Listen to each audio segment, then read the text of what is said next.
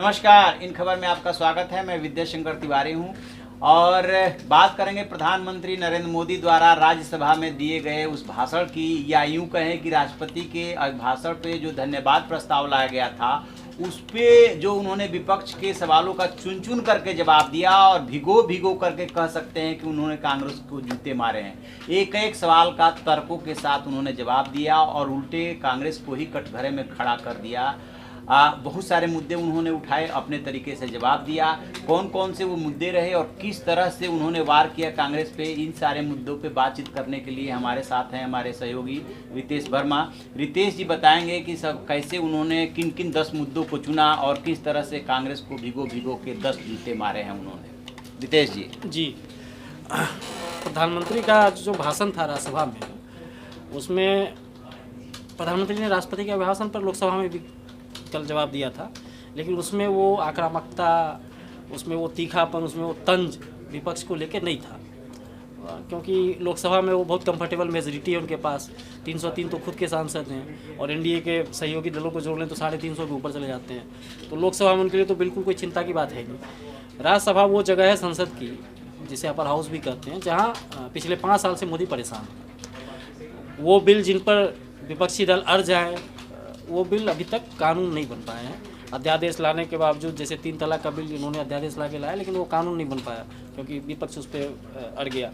तो राज्यसभा में इनके पास बहुमत है नहीं, और वो अभी वहाँ राज्यसभा में इनके पास बहुमत आने में अगले साल के लास्ट तक आ पाएगा, अगले साल। तो वो जो परेशानी हो रही है उनको, उसको बिल्कुल वो साफ दिख रहा था जब वो लोकसभा में कह रहे थे, चेयरमैन को संबोधित करते हुए। वेंकैया नायडू खुद बैठे हुए थे उपराष्ट्रपति राज्यसभा में, तो उन्होंने कहा, चेयरमैन साहब आप देखिए, हमारे साथ अन्याय नहीं होना चाहिए। जनता ने अपने एस्पिरेशन को पूरा करने के लिए एक सरकार चुनी है, और वो जो सरकार है उसका काम है कि जनता की आकांक्षा को पूरा करे, और लोकसभा में हम जो काम कर रहे हैं उसके साथ अन्याय ना हो राज्यसभा में, जिसका मतलब था कि हमारे काम को यहाँ खराब ना करें। मतलब सीधे सीधे उन्होंने ये कहा कि राज्यसभा हमारे काम को रोक रही है, क्योंकि इसका भी उन्होंने जिक्र किया। हाँ, उन्होंने कहा कि भाई देश जो है, जनता जो है, अब सिर्फ सरकार के काम को देख के वोट नहीं करती, अब वो ये भी देखती है कि लोकसभा में जो काम हो रहा है उसको राज्यसभा में कौन परेशान कर रहा है, कौन अरंगा लगा रहा है। तो आप लोग इससे सबक लीजिए, आपको सजा मिल चुकी है, आप लोग इससे सबक लीजिए, और 5 साल बाद हम जब जाएंगे चुनाव में तो हमारे पास दूसरा काम, दूसरा मुद्दा होगा। आप ये सब जो विवाद है इसको छोड़िए और इससे सबक लीजिए, हमारे जो जनता के काम को है। मतलब सीधा ये था कि लोकसभा से जो बिल पास होके आ रहा है उसको आप पास, चुनी हुई सरकार को काम करने दीजिए। जिस सरकार को जनता ने चुना है अपना काम पूरा करने के लिए, वो जो काम कर रहे हैं उसको आप करने दीजिए, उसको आप रोकिए मत। क्योंकि विपक्ष का वहाँ नंबर है, उस बहुमत है, तो उनका काम वहाँ हो नहीं पा रहा है। तो ये एक जो उनको टिस है, राज्यसभा की जो टिस है, उस टिस को उन्होंने अपने ऑडिटरी स्किल के साथ मिक्स किया, और उसके बाद उल्टा विपक्ष और कांग्रेस पर ही अब मुहावरा, बिल्कुल ये जो मुहावरा ऐसे ही समय और ऐसे ही भाषणों के लिए उपयुक्त है, जब आप कहते हैं कि जूते भिगो कर मारा। मतलब सामने बिठा के गुलाम नबी आज़ाद ताली भी बजा रहे थे मोदी के भाषण पे। हाँ। मतलब गुलाम नबी, बगल में और कांग्रेस के नेता थे जो नहीं बजा रहे थे, लेकिन गुलाम नबी आज़ाद तो ताली भी बजा रहे थे और मुस्कुरा रहे थे। मतलब मोदी आज फुल मूड में थे, फुल ऑन। वो क्रिकेट में लोग जब सेंचुरी वगैरह मार लेते हैं ना, बिल्कुल कंफर्टेबल पोजीशन पर आ जाते हैं, तो उसके बाद ना वो आराम से खेलते हैं और तब और ज़्यादा आक्रामक होते हैं। जब आप सेंचुरी, आदमी प्रेशर में आता है, सचिन तेंदुलकर के साथ जो होता था कि वो 90 बनाने के बाद ना अटक जाते थे, और टीम का स्कोर भी ना सिमटता था, क्योंकि वो आउट ना हो इसके चक्कर में रन भी नहीं बनाते, दबाव में खेलते थे। ये दबाव 100 के बाद जो होता है ना, वो फ्री हो जाता है, उसका आदमी चौका छक्का सब। तो उसी तरह मोदी ने भिगो भिगो के कांग्रेस और विपक्ष को 10 जूते मारे। सबसे पहला जूता तो ये मारा कि ये जो कांग्रेस के लोगों ने कहा, और कांग्रेस के कुछ नेताओं ने कहा, और विपक्ष में काफ़ी लोगों ने कहा, और आधिकारिक तौर पे किसी ने कहा या नहीं कहा, लेकिन कई सोशल मीडिया में कहा कि देश हार गया, मोदी जीत गया, भाजपा जीत गया, लेकिन देश हार गया। तो उस पर उन्होंने सबसे पहला मारा कि भाई देश की जनता को आप बेवकूफ़ समझते हो, देश की जनता ने जिनको वोट दिया आप उनका अपमान कर रहे हो ये कह के कि, और ये जो अहंकार है आपका कि जिसको बहुमत मिला आप उसको कहो कि वो जीत गया लेकिन देश हार गया। तो क्या वायनाड में देश नहीं हारा? क्या रायबरेली में देश नहीं हारा? मैं जिन सीटों पे कांग्रेस या विपक्ष के बड़े नेता जीते थे उनके चर्चा करते हुए मोदी ने कहा कि वहाँ नहीं हारा क्या देश, वहाँ भी अगर देश यहाँ हारा तो वहाँ भी हारा। तो उन्होंने कहा ये कांग्रेस का अहंकार है, और ये सरकार से जाने के बाद भी सुधरने वाली नहीं, ये अहंकार में है, इनके अहंकार की कोई सीमा नहीं है। फिर उन्होंने और तंज कसा, कहा वैसे तो आदमी में अहंकार होना ही नहीं चाहिए, इनके तो अहंकार की भी सीमा नहीं है। तो पहला जूता ये था। दूसरा जूता ये था कि उन्होंने कहा कि कांग्रेस को हारने पे किसान भी बिकाऊ दिखता है और मीडिया भी बिकाऊ दिखता है। मीडिया को लेके तो आप सोशल मीडिया पे भी देखते होंगे, हर जगह यही चलता है, दलाल मीडिया और गोदी मीडिया। दलाल मीडिया जो ऐसी बात कर रहा है जो नरेंद्र मोदी के पक्ष में हो या विपक्ष के खिलाफ हो, वो दलाल मीडिया है। और जो मीडिया गोदी मीडिया है और जो सरकार की आलोचना करे वो दलाल मीडिया है। तो मीडिया में जो बाइफर्केशन जनता ने कर दिया है या पॉलिटिकल पार्टीज़ के कार्यकर्ताओं ने कर दिया, और कार्यकर्ता आजकल सोशल मीडिया पे एक्टिव है। अब जैसे आज की तारीख में आप सोनिया गांधी आपके सामने आ जाएं या नरेंद्र मोदी आपके सामने आ जाएं, तो हो सकता है मुर्दाबाद का नारा लगाने की आप में हिम्मत ना हो, लेकिन सोशल मीडिया पे आप जाइए, वही नरेंद्र मोदी, वही राहुल गांधी के ट्विटर पे आप जाके देखिए कितनी गालियाँ, भद्दी भद्दी गालियाँ, और उनके बाप दादा नाना नानी, मतलब आपके ख़ानदान का पूरा हिस्ट्री वहाँ मिल जाएगा। तो ये जो लोग हैं ये मीडिया पे अटैक करते हैं। और कुछ लोगों ने कहा कि वो जो किसानों के लिए इन्होंने स्कीम लाई थी कि ये किसान को बिकाऊ कहा, तो मोदी जी ने किसान और मीडिया दोनों को बिकाऊ बताने पे सवाल उठाया कि भैया कांग्रेस वाले जो कह रहे हैं कि किसान को हमने खरीद लिया, तो क्या किसान बिकाऊ? इस देश के किसानों का अपमान उन्होंने उल्टा कर दिया। उन्होंने कहा कि किसान को बिकाऊ बता रहे हैं, और मीडिया पे भी उन्होंने खेल लिया। उन्होंने कहा कि मीडिया को कौन खरीद सकता है, मीडिया को कौन खरीद सकता है। ये जो लोग कह रहे हैं कि हमने मीडिया की अपनी स्वतंत्र वैचारिक स्थिति है, और जो संपादक होता है वो ये तय करता है कि उसके समाचार संगठन की, एक तरह से ये कहा कि उन्होंने मीडिया की भी सहानुभूति ले ली। हाँ, मीडिया की सहानुभूति ले ली, जो पहले से ही उनके पक्ष में दिख रहा है। विपक्ष का तो यही आरोप है कि मीडिया उनके साथ है, और ये कहा कि उन्होंने मीडिया में उनके प्रति एक तरह से आक्रोश पैदा करने की कोशिश की कि देखिए आपको क्या बोल रहे हैं। हाँ। तीसरा उन्होंने कहा कि ईवीएम पे जो ये सवाल उठा रहे हैं, काहे घबरा रहे हैं, संघर्ष करिए, कैडर खड़ा करिए। कांग्रेस को उन्होंने बताया कि भाई आपके पास अब कैडर ऑर्डर नहीं बचा, नहीं तो इतनी बुरी हालत थोड़ी। तो उन्होंने सुनाया कि इसी सदन में, इसी लोकसभा में, सदन में तो नहीं, इसी संसद में कभी हमारे 2 लोग थे, हमने लगातार संघर्ष किया, हमने लगातार मेहनत की, हमने लगातार कार्यकर्ता बनाए, हमने लगातार कैडर खड़ा किया, संगठन बनाया, तो आज हम वहाँ से यहाँ मेहनत से आए हैं। लेकिन इस पूरे प्रक्रिया में हमने कभी सवाल नहीं उठाया। वैसे वो सवाल शब्द इस्तेमाल किया कि हम रोए नहीं थे। हाँ, हम रोए नहीं थे, लेकिन ये आडवाणी जी ने तो ईवीएम से सवाल उठाया था। हाँ। भाजपा की तरफ से, लेकिन उन्होंने ये कहा कांग्रेस को, और उन्होंने साथ में ये कहा कि जब एक साथ चुनाव था तो आपको भी फायदा हो रहा था। हाँ। शुरू के 4 चुनाव तो एक साथ ही हुए। हाँ, तो आपको तब फायदा होता, आपको उसमें दिक्कत नहीं थी। बाकायदा उड़ीसा वगैरह का एग्जाम्पल उन्होंने दिया। हाँ, तो ये ईवीएम वालों पे उन्होंने कहा कि संघर्ष आप करिए, कैडर बनाइए, जाके काम करिए जनता के बीच में, ईवीएम से डरिए मत, घबराइए मत। फिर उन्होंने कहा कि जो झारखंड में मॉब लिंचिंग हुई है, चोर कह के पकड़े गए लड़के की जो पिटाई भी हुई, और उसमें पुलिस वालों की भी लापरवाही हुई कि 4 दिन तक उन्होंने उसका इलाज नहीं करवाया, जेल में वो पड़ा रहा, और वहाँ इलाज के अभाव में सब तबीयत खराब हुई तो उसकी मौत हुई। उस पर उन्होंने कहा कि जो तेरी हिंसा मेरी हिंसा, मतलब उन्होंने आतंकवाद से उस बात को पहले शुरुआत किया। पहले तो उन्होंने कहा कि झारखंड को बदनाम कर रहे हैं लोग। एक घटना हुई है, एक आइसोलेटेड घटना, उसको आइसोलेटेड तरीके से देखा जाना चाहिए, उसको पूरे राज्य पे ना करके कि झारखंड जो है वो लिंचिंग स्टेट बन गया, क्योंकि झारखंड में इस तरह की घटनाएं पहले भी हुई हैं। तो जो अपोजिशन कह रहा है लिंचिंग स्टेट, उसका अपना लॉजिक है और इनका अपना लॉजिक है डिफेंड करने का, क्योंकि झारखंड में चुनाव भी होने हैं। तो इन्होंने कहा कि झारखंड को बदनाम मत करिए। और टेररिज्म से उन्होंने कहा कि जैसे टेररिज्म को लेकर दुनिया में नुकसान हुआ, गुड टेररिज्म, बैड टेररिज्म, ये करने वाले लोगों ने ज़्यादा नुकसान किया, वैसे ही ये देश में मॉब लिंचिंग और इस तरह की हिंसा हो रही है, उसमें मेरी हिंसा और तेरी हिंसा नहीं करिए। आप सारे राजनीतिक दल उठ के इस पर राजनीति से बाहर आइए। राजनीतिक, उन्होंने ये स्पष्ट रूप से कहा कि पॉलिटिक्स करने के लिए, राजनीतिक स्कोर करने के लिए हमारे पास बहुत मुद्दे हैं, इसको छोड़ दीजिए, सब लोग एकजुट होइए कि ये हिंसा बर्दाश्त नहीं होगी, हम नहीं होने देंगे, न करें, तो ये ठीक होगा, एकजुट होइए, ये उनकी था। फिर उन्होंने एक देश एक चुनाव पर कांग्रेस को ठोका। उन्होंने कहा कि ये 5वां जूता अगर आप माने, उन्होंने कहा कि वही आप जो बता रहे थे कि 4 चुनाव शुरू में जो हुए एक साथ हुए, तो उन्होंने भी इसका ही जिक्र किया कि जब आपके समय में एक पूरे देश में एक साथ चुनाव हो रहा था और आपको फ़ायदा भी मिल रहा था, हर जगह आपकी जीत हो रही थी, तो आपको उस समय बुरा नहीं लग रहा था।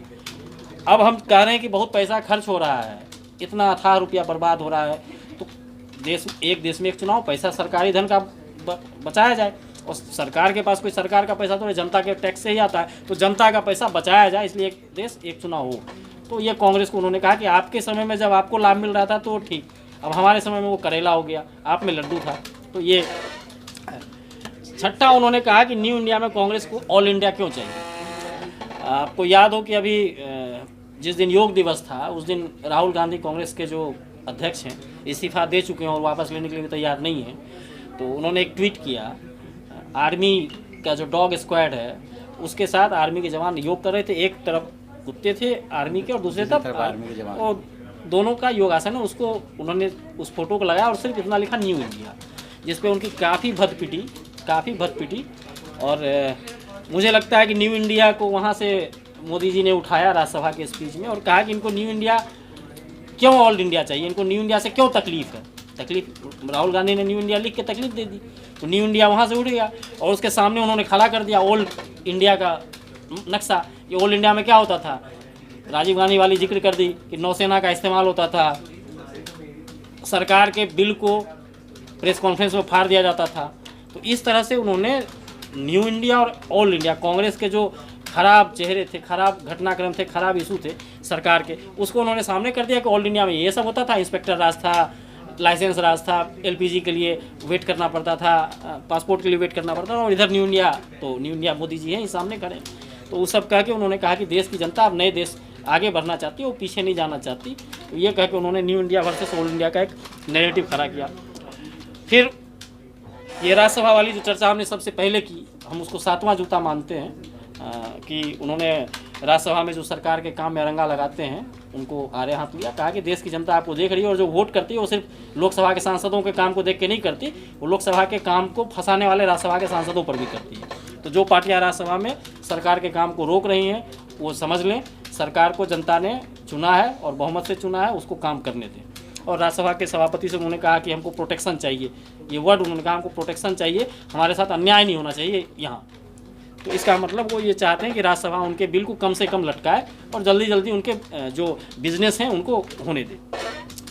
8वां आप कहिए कि एनआरसी का क्रेडिट जो असम में नेशनल रजिस्टर ऑफ सिटीजन्स है उसमें तो उन्होंने राजीव गांधी को ही उद्धृत करके कांग्रेस हाँ उन्होंने राजीव गांधी पे ही डाल दिया, कहा कि ये समझौता, उन्होंने कहा कि भाई यहाँ क्रेडिट लेने की बड़ी होड़ है, क्रेडिट लो।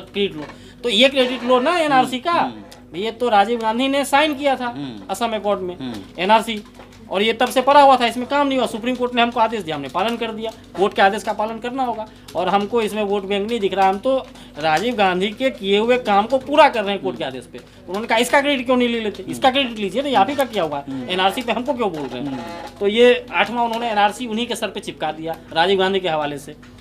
9वां आप कहिए कि सरदार पटेल के लिए उन्होंने कहा कि सरदार पटेल तो कांग्रेस के नेता थे और उन्होंने सरदार पटेल की तारीफ भी की, सरदार पटेल होते तो जम्मू कश्मीर की समस्या नहीं होती या देश में गरीबी की हालत नहीं होती, देश के गांव की स्थिति कुछ और होती। और फिर उन्होंने स्टैच्यू ऑफ यूनिटी जो उन्होंने बनवाया है 3000 करोड़ के आसपास का खर्च करके, वहाँ का उन्होंने जिक्र करते हुए कहा कि भाई वहाँ आप लोग तो जाते ही नहीं, आप लोग वहाँ जाइए, आपके ही नेता हैं। गुजरात में जब चुनाव होता है तो आपको कांग्रेस के पोस्टर में सरदार पटेल लगा लेते हैं, लेकिन गुजरात को हर आप सरदार पटेल को भूल जाते हैं। आपके ही नेता हैं, आप उनको क्यों भूल रहे हैं।